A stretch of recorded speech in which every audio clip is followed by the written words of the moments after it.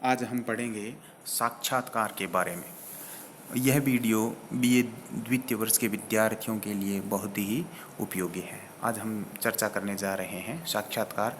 साक्षात्कार कहते किसे हैं, साक्षात्कार के कितने प्रकार होते हैं और विभिन्न विद्वानों के द्वारा साक्षात्कार की क्या क्या परिभाषाएं दी गई है, इसके बारे में हम चर्चा करेंगे। यानी साक्षात्कार का अर्थ किसे है, साक्षात्कार का अर्थ यानी साक्षात्कार किसे कहते हैं। साक्षात्कार एक निश्चित उद्देश्य की पूर्ति के लिए आयोजित विचारों का आदान प्रदान है। साक्षात्कार का चयन एक का प्रमुख साक्षात्कार यानी चयन का प्रमुख साधन होता है।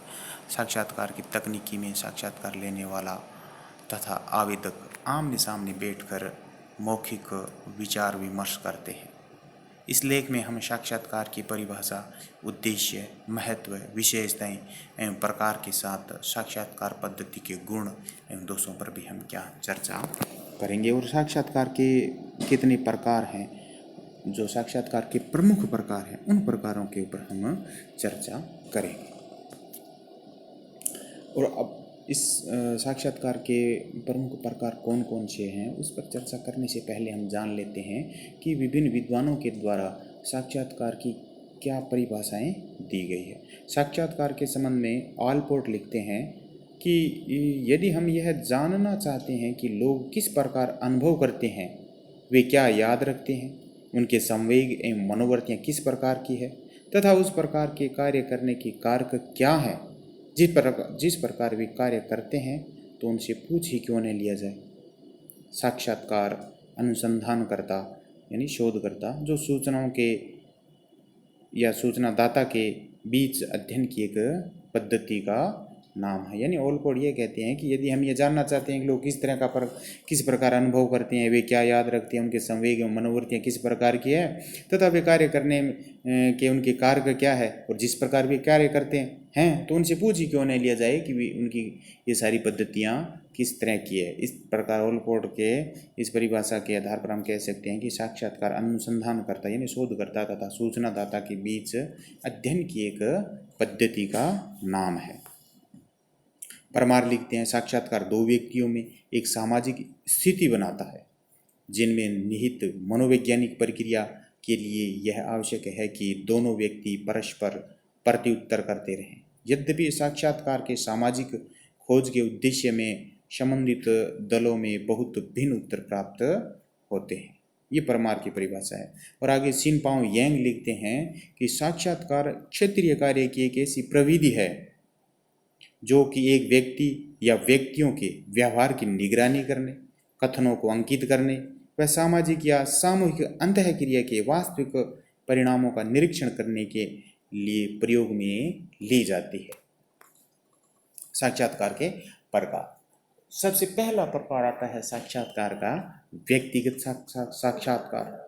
इस प्रकार के व्यक्तिगत साक्षात्कार में केवल दो ही व्यक्ति होते हैं, एक साक्षात्कारकर्ता तथा दूसरा साक्षात्कार दाता यानी साक्षात्कार लेने वाला, जिसे इंटरव्यू कहते हैं। साक्षात्कार लेने वाला और एक साक्षात्कार देने वाला यानी इंटरव्यू लेने वाला होता है और एक इंटरव्यू देने वाला होता है, जिसमें साक्षात्कारकर्ता प्रश्न पूछता जाता है और साक्षात्कारदाता प्रश्नों का उत्तर देता जाता है।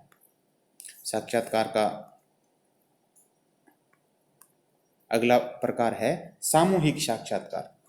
इस प्रकार के साक्षात्कार में दो या दो से अधिक साक्षात्कारकर्ता और अनेक साक्षात्कारदाताओं से समस्याओं से संबंधित सूचना एकत्रित करने का प्रयास करता है और कभी कभी यह साक्षात्कार वाद विवाद की सभा का रूप भी ले सकता है। यानी इसमें दो या दो से अधिक साक्षात्कार लेने वाले होते हैं और अनेक साक्षात्कार देने वाले होते हैं और उसमें विभिन्न समस्याओं को लेकर एक तरह की एक सामूहिक चर्चाएं होती है और एक कभी कभार यह वाद विवाद का रूप भी ले लेता है। औपचारिक साक्षात्कार, साक्षात्कार का तीसरा प्रकार है औपचारिक साक्षात्कार। इस साक्षात्कार में अनुसंधानकर्ता सूचनादाताओं से मात्र औपचारिक संबंध स्थापित करके सिर्फ वे ही प्रश्न पूछता है जो अनुसूची में उल्लेखित रहते हैं। अनुसूची के बाहर वह किसी प्रकार के प्रश्न नहीं पूछता। इसमें अनुसंधानकर्ता अनुसूची से नियंत्रित रहता है।